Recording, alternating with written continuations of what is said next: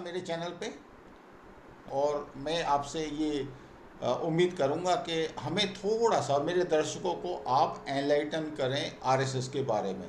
But before that मैं आपसे request करूंगा कि थोड़ा आप अपने बारे में, अपनी एजुकेशन बैकग्राउंड, सोशल बैकग्राउंड और आरएसएस के बारे में आप कैसे जानते हैं, आपने कितना उनको स्टडी किया है।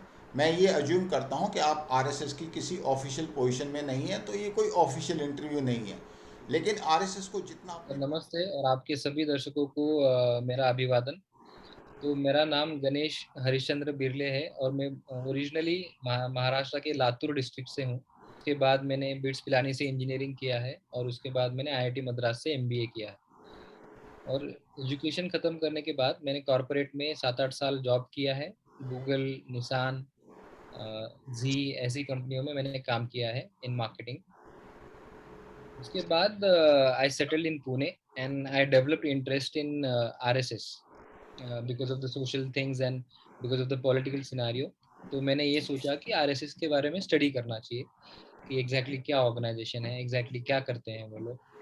तो उसके बारे में मैंने थोड़ा स्टडी किया है पिछले 3-4 साल में। और जो मेरे दोस्त आरएसएस में हैं उनसे भी मैंने पर्सनली बात करके और चीज़ें समझी हैं।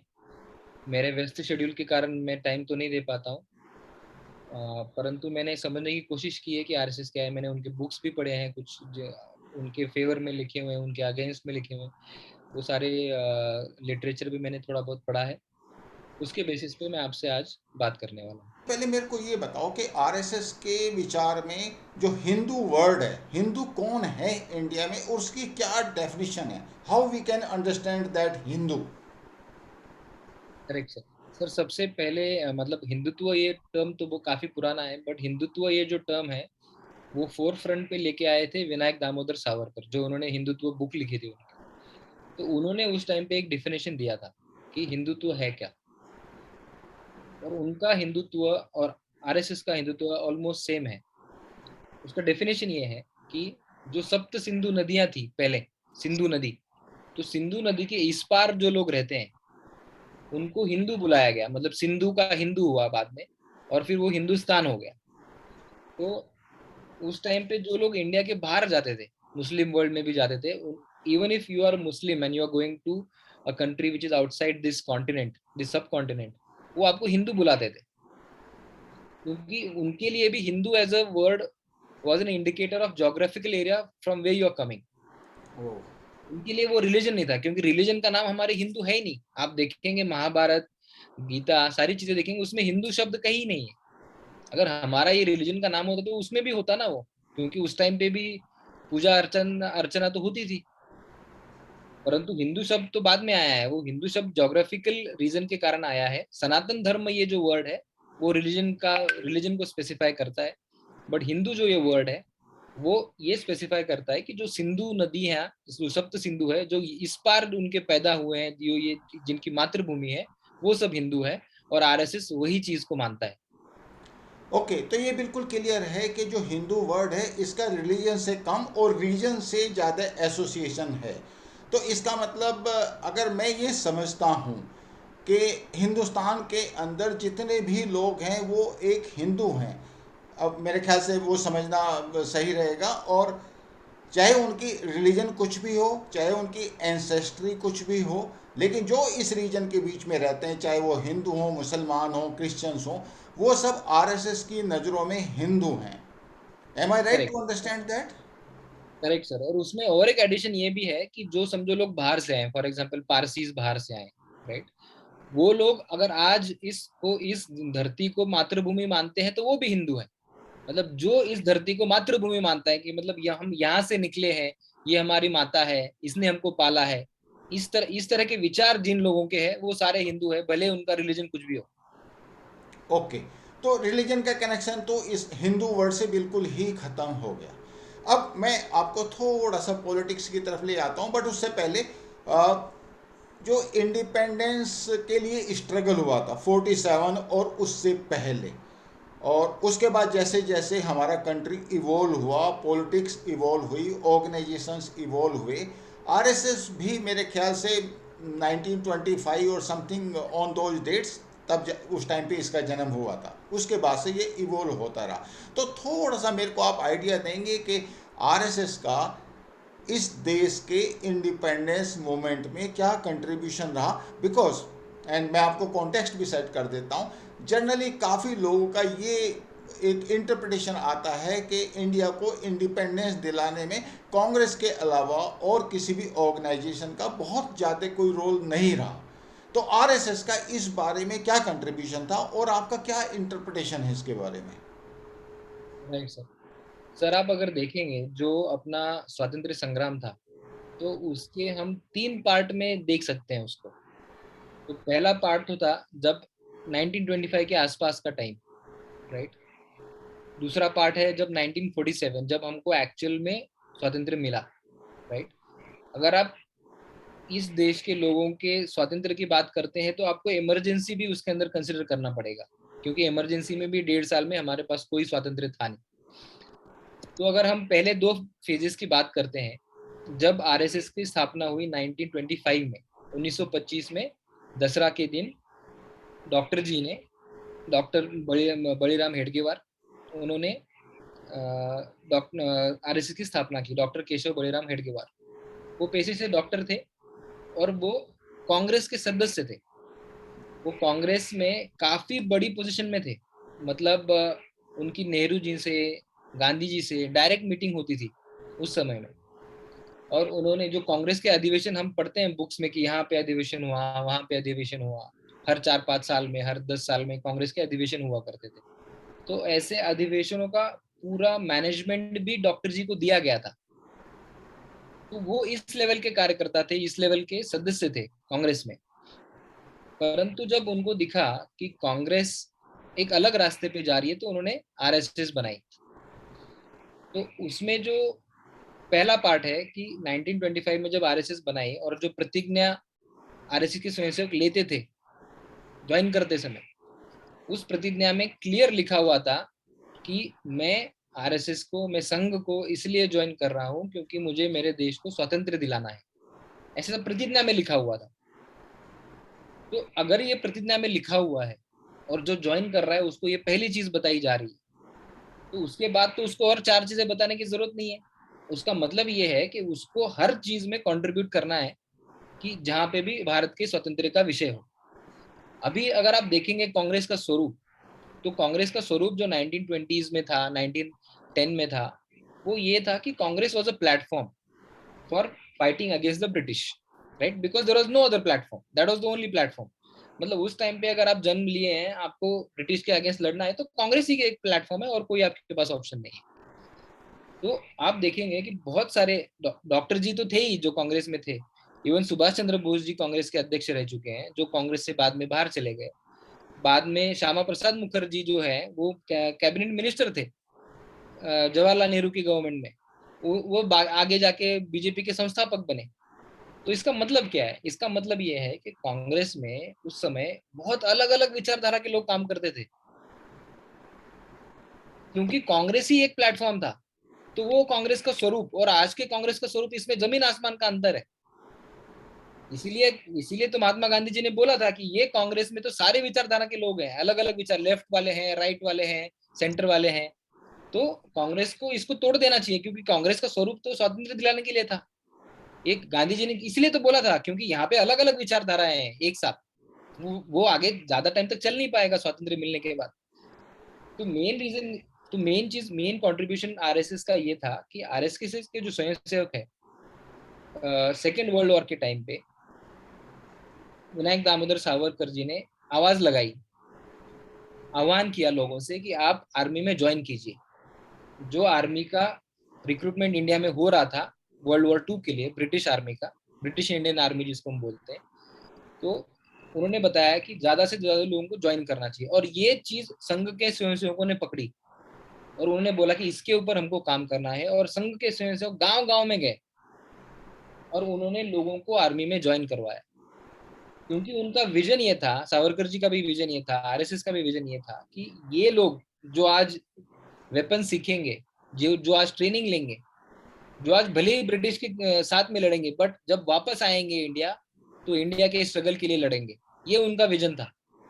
क्योंकि ना हमारे पास ट्रेनिंग थी, ना हमारे पास वेपन थे, और दोनों आ जाता अगर हमारे लोग आर्मी में पहुंच जाते तो ये जो मेन काम है, और ये मैं मेन काम इसलिए बोल रहा हूँ सर, क्योंकि एटली जो प्राइम मिनिस्टर थे ब्रिटेन के उस टाइम पे, तो because India was a great source of revenue for Britain, और अचानक से तुमने इंडिया छोड़ दिया, तो वहां की पार्लियामेंट तो उनको पूछेगी ना कि भाई तुमने इतना बड़ा अच्छा कंपनी था तुम्हारा ईस्ट इंडिया कंपनी, और उसके बाद तुम्हारा गवर्नमेंट वहां पे इतना पैसा तुम लूट के लाते थे, तुमने बंद क्यों कर दिया दुकान तुम्हारा? तो उन्होंने आंसर दिया कि हमने सत्याग्रह और ये चले जाओ और इसके कारण हमने नहीं छोड़ा है इंडिया को। चले जाओ तो 1942 में हुआ था, 1947 में इंडिपेंडेंस मिला है, तो उनको 5 साल तो वेट करने की जरूरत नहीं है, 1942 में ही चले जाओ, आंदोलन बंद हो गया था।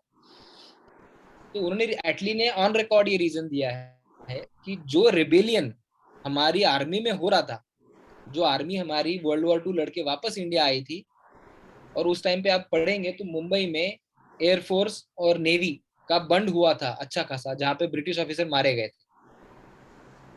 तो वो जो डर था वो उनके ऑफिसर्स को कि अभी हमारा लाइफ खतरे में है, अभी हम जो ये जो सैनिक हैं जिनको हमने ट्रेन किया है, और जिनको अभी वो युद्ध लड़के आए थे, मतलब आप वो सोच रहे हैं उनकी मेंटेलिटी क्या हो गई थी, मतलब वो एक्चुअल बैटल ग्राउंड से आए थे तो वो एकदम रूथलेस बन गए थे। तो ऐसे लोगों से तो किसी को भी डर लगेगा, क्योंकि ब्रिटिश ऑफिसर तो युद्ध लड़ने नहीं गए थे, ब्रिटिश ऑफिसर इंडिया में ही बैठे थे, भेजा तो इन्होंने इंडियन लोगों को था, जो एडमिनिस्ट्रेशन में ब्रिटिश वो तो इंडिया में थे, तो वो लोग एकदम डर गए उनसे कि अभी इन लोगों ने अगर रेबेलियन कर दिया तो हम और हमारी फैमिली सब खत्म हो जाएंगे, तो इतना जो हमने लूटा है उसका फायदा भी नहीं हम ले पाएंगे।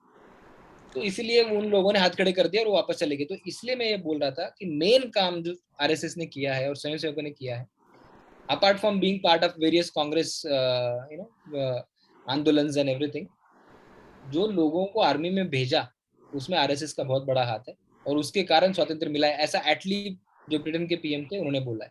तो ये 1925 का उस टाइम का जो कंट्रीब्यूशन है आरएसएस का ये है। दो बातें और जोड़ देता हूँ उसके अंदर। तो उस समय में जो शाखा चलती थी, उस शाखा में एयर राइफल का ट्रेनिंग होता था, जो आज भी नहीं होता है कभी। एयर राइफल का ट्रेनिंग शाखा में होता था। उन शाखा में घोड़ा कैसे चलाना है उसका ट्रेनिंग होता था, क्योंकि उनकी प्रतिज्ञा में लिखा था कि हमको स्वातंत्र दिलाना है, तो स्वातंत्र दिलाना है तो ये सब सीखना पड़ेगा, इसलिए तो ट्रेनिंग होता था। तो ये सारी चीजें। और आपको एक छोटी सी बात बताता हूँ सर, मतलब उस टाइम पे जब इंडिपेंडेंस का टाइम आया, तो जब जो मुस्लिम रजाकार थे या फिर वो जो दूसरे दूसरे अगेंस्ट लोग थे, उनसे खतरा हो गया था कांग्रेस को भी, क्योंकि कांग्रेस भी कभी कभी बोलती थी कि हम भी अगेंस्ट है, ये जो डिवीजन हो रहा है, ये फाड़नी जो हो रही है उसके अगेंस्ट है। तो कांग्रेस के अधिवेशन को सुरक्षा भी आरएसएस के स्वयंसेवकों ने दी है एक टाइम पे, नहीं तो उनका अधिवेशन भी नहीं हो पा रहा था, ये कंडीशन थी। तो ये जो सारे काम है वो स्वयंसेवकों ने खुद किए हैं। तो ये तो पहला काम है जिसके कारण हमको स्वातंत्र मिला। और दूसरा जो है वो है फाळनी के टाइम का, इसको मैं थोड़ा विस्तृत तरीके से बताऊंगा सर। जब जब इंडिया के टुकड़े हुए, तो क्योंकि इंडिया के टुकड़े होना, स्वातंत्र मिलना एक दूसरे से एकदम निगड़ित है, अगर वो टुकड़े नहीं होते तो स्वातंत्र भी नहीं मिलता, क्योंकि वो प्री कंडीशन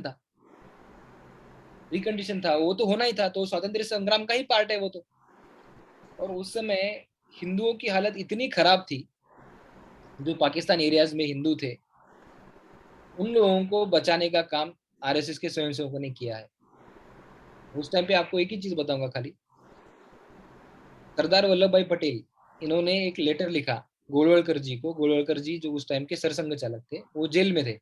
कब जेल में थे? गांधी जी की हत्या होने के बाद, जब आरएसएस के लोगों को अटैक किया, पुलिस ने अरेस्ट किया और आरएसएस को बैन किया गया था। तो उस टाइम पे सरदार पटेल जी उनको लेटर लिखते हैं, और ऑन द रिकॉर्ड है ये लेटर। वो लेटर में बोलते हैं सर कि आपने और आपके स्वयं सेवकों ने जो इस देश की बेटियों को, औरतों को और बच्चों को बचाने का काम किया है, उसके लिए ये देश आपका सदैव ऋणी रहेगा। ये सरदार पटेल जी ने 11 अगस्त 1948 में लेटर लिखा है गोलवलकर जी को।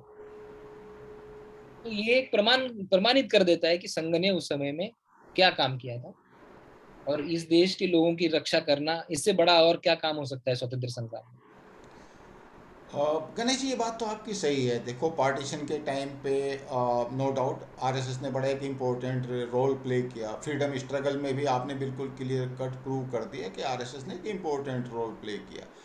लेकिन अगर आप इंडिपेंडेंस की बात करें, 47 के बाद की बात करें, ऑब्वियसली ऑर्गेनाइजेशंस इवॉल्व होते हैं। इंडिया भी इवॉल्व हुआ है, आरएसएस भी इवॉल्व हुआ है। तो over a period of time ऐसा कुछ जो सिचुएशन डेवलप हुई है कि आरएसएस एक प्रो हिंदू ऑर्गेनाइजेशन, और इस हिंदू वर्ड में वो रियलाइजेशन नहीं था, वो डेफिनेशन नहीं थी लोगों के परसेप्शन में जो आज आपने बताई। तो आरएसएस को उस तरीके से परसीव किया गया, उस तरीके से आरएसएस के बारे में एक नैरेटिव सेट किया गया। और आरएसएस का जो हमारी जो इंडियन मुस्लिम पॉपुलेशन है, उन्होंने क्या किया, उन्होंने अपना ही एक नैरेटिव सेट किया कि जो आरएसएस है वो एंटी मुस्लिम्स है।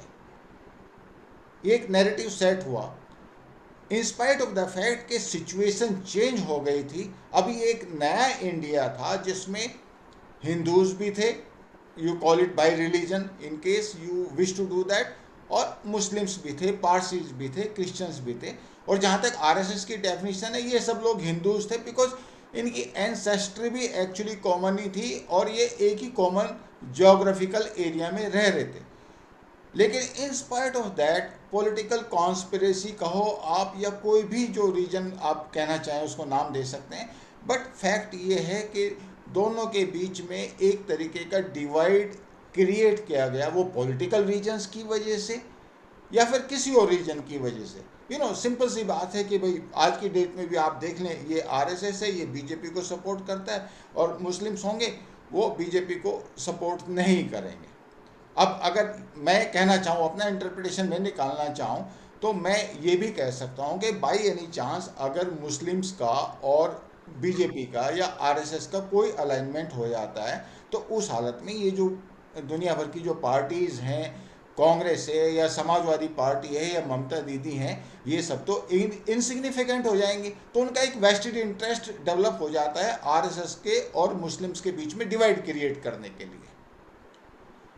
तो इसको कैसे आप कम कर सकते हैं? आफ्टर ऑल देखो, आरएसएस तो एक इंडियन ऑर्गेनाइजेशन है, सोशल ऑर्गेनाइजेशन है, और ये तो रहना ही है, there should not be any doubt in anybody's mind. और RSS, I am very sure, वो भी ये मानते हैं कि इंडियन मुस्लिम्स ने भी यहीं पे रहना है। तो दोनों के बीच में जो अलाइनमेंट है, वो मैं सोचता हूँ कि पॉलिटिकल कॉन्स्पिरेसी है, और उसमें कांग्रेस, लेटेस्ट आप सलमान खुर्शीद की किताब देख लीजिए जिसमें उन्होंने आरएसएस को बोको हराम से, तालिबान से, पता नहीं कैसे कैसे वर्ड्स यूज़ करते हैं। और आपका इस बारे में क्या ख्याल है कि आरएसएस इस तरह का कोई ऑर्गेनाइजेशन है, और ये कोई अलाइनमेंट हम क्रिएट कर सकते हैं, बिकॉज हम सब तो हिंदू हैं। इसमें एक मैंने मैसेज पढ़ा था, वो आपको बताऊंगा खाली। अगर आरएसएस और बोको हराम सेम है, या फिर आरएसएस और आईसिस सेम है, तो मैं आरएसएस में हूँ ये तो मैं डिक्लेयर कर दूंगा फेसबुक पे। आईसिस वाला कर पाएगा क्या मैं आईसिस में हूँ फेसबुक पे? ये एकदम क्लियर कट डिफरेंस है। ये छोटी चीज है बट ये बताती है कि क्या डिफरेंस है। आरएसएस वाला खुल के बता सकता है कि वो आरएसएस में है और लोग उसको कुछ नहीं बोलेंगे, लेकिन आईसिस वाला खुद बता नहीं सकता कि मैं आईसिस में हूँ, क्योंकि आईसिस एक टेररिस्ट ऑर्गेनाइजेशन है। तो ये कंपैरिजन तो मतलब एकदम ही चाइल्डिश स्टेटमेंट है। और कुछ जो गुट है मुस्लिम्स में या फिर जो बहुत ज्यादा अग्रेसिव हैं, उनको शायद खुश करने के लिए ये बोला गया होगा। बट उसमें ना जाते हुए, जो आपका ओरिजिनल प्रश्न है, प्रश्न ये है कि आरएसएस और मुस्लिम समाज में जो दूरी पैदा हुई है वो कैसे कम होगी और उसका भविष्य क्या है, इसके ऊपर मैं अपने विचार रखता हूँ। तो देखिए, आरएसएस की शाखा में बहुत सारे मुस्लिम स्वयंसेवक आते हैं, ये फैक्ट है। और बचपन से आने वाले भी स्वयंसेवक हैं, जो मतलब जो आरएसएस की शाखा में आते हैं, उनको जय भवानी जय शिवाजी बोलने में कोई प्रॉब्लम नहीं है, भारत माता की जय बोलने में कोई प्रॉब्लम नहीं है, वंदे मातरम बोलने में कोई प्रॉब्लम नहीं है, क्योंकि शाखा में यही बोला जाता है। जब हम घोषणा देते हैं खेलते समय, तो वही बोला जाता है। तो इस तरह के जो मुस्लिम्स हैं, जो नेशनलिस्ट हैं, जो इस देश के प्रति, जो इस देश की कल्चर है उसके प्रति सम्मान करते हैं, उनको आरएसएस में कोई प्रॉब्लम नहीं है, ये फैक्ट प्रूवन है, क्योंकि बहुत आरएसएस के बहुत स्वयंसेवक है मुस्लिम जो आरएसएस में रेगुलरली आते हैं। अभी दूसरा चीज, जो मेन वर्ग है, जो मेजोरिटी मुस्लिम पॉपुलेशन है, उनको आरएसएस के बारे में काफी गलत फहमियां है, इसमें तो दो राय नहीं है। और वो गलत फहमियां धीरे धीरे बढ़ाई गई हैं, और वो स्टार्टिंग से बढ़ाई गई है। मतलब जब से आरएसएस को बैन किया गया महात्मा गांधी के मर्डर में, जबकि कोई रिलेशन नहीं था, कोर्ट में भी प्रूव हो चुका है। इवन आरएसएस के लोगों के घर तक जलाए गए उस समय में, जब गांधी जी का वध हुआ था। तो वो उस टाइम से चला आ रहा है, मतलब अभी का बात नहीं है, ये पहले से चला आ रहा है। इसका मेन रीजन ये है सर कि अगर मुस्लिम्स को आरएसएस पे ट्रस्ट हो गया, और हिंदू ज्यादा से ज्यादा, और ये हिंदुओं को भी बताने की कोशिश है, मतलब खाली मुस्लिम को टारगेट करने की, मुस्लिमों को बताने की बात नहीं है। जो हिंदू बहुत अपने आप को लिबरल समझते हैं, उनको भी ये बताने की कोशिश है कि भाई देख, आरएसएस अगेंस्ट मुस्लिम्स है, तो आप आरएसएस के मत जाओ, आरएसएस के सामने साथ में मत जाओ, नहीं तो आप भी उनके जैसा कहलाओगे। ये उनको भी मैसेजिंग देने का एक तरीका है। तो ये तो पॉलिटिकल प्रोपेगेंडा है, वो चलता रहेगा, क्योंकि वो वोट का इशू है पूरा। लेकिन आरएसएस का ये बोलना है कि अगर आप इस देश से प्रेम करते हैं, इस देश को मातृभूमि मानते हैं, तो आपको आरएसएस में आने से कोई भी रोक नहीं सकता। और आके देखिए आरएसएस में क्या होता है, आरएसएस में काम कीजिए, आरएसएस को समझिए, और खुद अपना ओपिनियन बनाइए। दूसरे लोगों के बोलने पर क्यों जाना है? अगर आप कोई चीज खुद जांच के परख के समझ सकते हो, तो चार लोगों के बोलने पर क्यों जाना है? क्योंकि वो लोग तो उनके फायदे की बात करेंगे, और ये धीरे धीरे लोगों को समझ में आएगा। जैसे जैसे ये चीजें आगे बढ़ेंगी, अभी देखिए आप कि बहुत सारे मुस्लिम लोग भी बीजेपी को वोट करने लग गए हैं। ये फैक्ट है, ये पहले नहीं होता था, ये अभी हो रहा है, क्योंकि उनके पास अभी आरएसएस से बीजेपी निकली है, आरएसएस से बीजेपी का ताल्लुक है, और बीजेपी सबको घर दे रही है, मुस्लिम्स को भी दे रही है, हिंदुओं को भी दे रही है। ये इससे स्पष्ट होता है कि आरएसएस की विचारधारा ऐसी नहीं है कि सिर्फ हिंदुओं को दो, सिर्फ हिंदुओं के बारे में सोचो। ये उनको भी अभी समझ में आ रहा है, कि उनको भी अभी सरप्राइज हो रहा है कि अरे, अभी आप आपकी यूपी के रिसेंट रिजल्ट्स देखेंगे, वहां पे जो इंटरव्यूज हुए हैं वो देखेंगे, तो वहां पे बहुत सारे वीडियोज हैं जहाँ पे मुस्लिम्स खुद आके आके बोल रहे हैं कि भाई हमको भी घर मिला है, हमारे कितने लोगों को घर मिला है, मैक्सिमम मुस्लिम लोगों को घर मिला है, वो सामने आके बता रहे हैं कैमरा में। तो ये जब वो बता रहे हैं, तो वो बीजेपी और आरएसएस ऑलमोस्ट एक ही है। बीजेपी और आरएस का एक ही सेंटेंस में नाम लिया जाता है इंडिया में। आप राहुल गांधी देखिए, या फिर इमरान इमरान खान देखिए, पाकिस्तान के प्राइम मिनिस्टर, वो दोनों आरएसएस और बीजेपी का एक ही सेंटेंस में नाम लेते हैं। पहले आरएसएस बोलते हैं, फिर बीजेपी बोलते हैं, आरएसएस बीजेपी की ये कर रही है, आरएसएस बीजेपी वो कर रही है। तो मुस्लिम लोगों को अभी पता चल रहा है कि अरे, आरएसएस बीजेपी एक साथ है, फिर भी बीजेपी हमको घर दे रही है। तब उनको थोड़ा तो समझ में आता है, जो समझना चाहते हैं।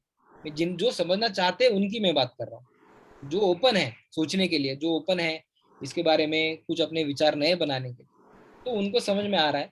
और धीरे धीरे ये सबको समझ में आएगा, क्योंकि जब इनिशियल कुछ लोग आएंगे, आगे बढ़ के वो बात करेंगे, आरएसएस ज्वाइन करेंगे, अगर पॉसिबल है तो शाखा में जाएंगे, तो उनको समझ में आएगा कि यहाँ पे एंटी मुस्लिम कुछ नहीं है। हाँ, यहाँ पे anti Indian, anti Hindu, anti Hindustan, ये सब नहीं चलेगा। बट एंटी मुस्लिम ऐसा कुछ भी एजेंडा आरएसएस में नहीं है, ये उनको खुद को पता चलेगा, बस टाइम की बात है। Okay, that is will be a really positive development. अभी मैं आपको अपना एक्सपीरियंस शेयर करना चाहता हूँ। मैं एक ऐसी वेबसाइट देख रहा था, www.siyasat.com। मैं ऑफ कोर्स इस वीडियो में उसका रेफरेंस भी दे दूंगा।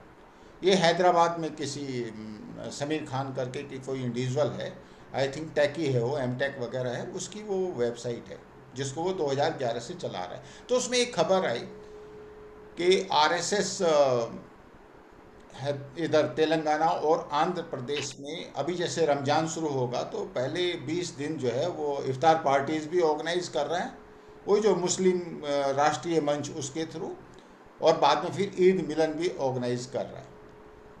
तो मुझे लगता है कि गणेश जी, आरएसएस के अंदर भी एक थॉट प्रोसेस में चर्निंग है, कि उनको अपनी तरफ लेके आने की, उनको प्रॉब्ली एक ढंग से और ज़्यादा कम्युनिकेट करने की, कि as far as RSS is concern, they are Hindus, they are as Indian as anybody else, और प्रॉब्ली जो बाकी पॉलिटिकल पार्टीज या जो ऑर्गेनाइजेशंस हैं, और मैं तो हमेशा से इस बात को मानता आया हूँ कि जिस दिन वोट बैंक की पॉलिटिक्स ख़त्म हो जाएगी और मुस्लिम्स फ्रीली वोट करने लगेंगे, उस दिन कई ऐसी पार्टीज़ हैं, स्पेशली जैसे कांग्रेस है, जो अपीजमेंट में या उस तरह की पॉलिटिक्स में विश्वास करते हैं, वो ऑटोमेटिकली ख़त्म हो जाएगी। तो I take it as a political development and it will be there is no doubt about it. अब राइट। जो मैं आपसे जानना चाह रहा हूँ, तो ओवर ए मैं इसमें पीरियड एक ही ऑफ, चीज़ ऐड करूँगा। जी चलो मैं इसमें एक ही बताइए। चीज़ ऐड करता हूँ। जैसे मैंने आपको बताया है कि आरएसएस में बहुत सारे मुस्लिम स्वयंसेवक हैं जो बचपन से हैं। मतलब 30 साल, 40 साल से आरएसएस में हैं। अभी उनकी समझ लो उम्र 35 साल हो गई, 40 साल हो गई। तो ऐसे मुस्लिम स्वयं तो आरएसएस की बहुत सारी शाखाओं में पूरे इंडिया में आते रहे हैं।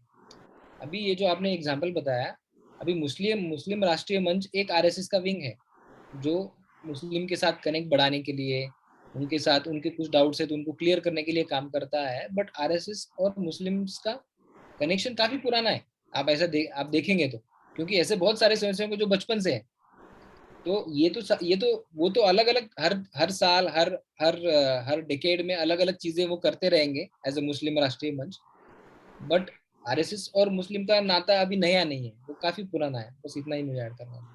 हाँ, बट मैं अपने दर्शकों को एक बात और बताना चाहूँगा कि अभी जैसे यूपी में इलेक्शंस हुए, बीजेपी वहाँ पे पावर में आई, तो कुशीनगर में देयर वाज ए जेंटलमैन, एक मुस्लिम, बाबर करके, उसने मिठाई बांटी और ऑब्वियसली उसका मर्डर हुआ वहाँ पे। मतलब उसी की जो सोसाइटी के, मुस्लिम सोसाइटी के ही कुछ जो हार्ड लाइनर्स थे, probably up to certain extent criminal भी होंगे, तो उन्होंने उसका मर्डर किया। और ऑब्वियसली योगी तो योगी हैं, तो उन्होंने काफ़ी सीवियर उसके ऊपर लीगल एक्शन होने जा रहा है, there is no doubt about that. But the point is के मुस्लिम सोसाइटी में भी प्रॉब्ली एक थॉट प्रोसेस रिवाइज हो रहा है, और इधर आरएसएस में भी एक तरीके से आपको कि इवोल्यूशन आ रहा है। There is no doubt in my mind कि दोनों अगर एक दूसरे के पास आएंगे, of course in the interest of India, because being Indian और pro India is the requirement of everybody. So I think that will be a positive development. तो thank you so much Ganesh ji, it's really a pleasure, आपके साथ interact करके मुझे काफ़ी मज़ा आया, और मैं ये सोचता हूँ कि हमारे दर्शकों को भी अच्छा लगेगा। आपने आरएसएस के बारे में कई डाउट क्लियर किए, तो if there will be requirement we will be connecting again, and thank you so much. Thank you. So आपने गणेश जी के विचार सुने, आपने मेरे भी विचार सुने। आई am very clear about it. RSS will be there, Indian Muslims will be there, and there has to be alignment between the two. और मुझे ऐसा कुछ लगता है कि अगर दोनों के बीच में अलाइनमेंट होगा तो इंडिया एक सुपर पावर बनने की तरफ तेज़ी से आगे बढ़ेगा। दोनों के बीच में अलाइनमेंट अगर नहीं है या डिफरेंस ऑफ ओपिनियन है, तो उसको काफ़ी हद तक सॉर्ट आउट किया जा सकता है, बिकॉज आफ्टर ऑल हम सब लोग आरएसएस की डेफिनेशन में हिंदूज हैं। It is a basically A geographical entity. I hope you like the video. I will see you in next video. Thank you so much, and please like, share and subscribe. Thank you.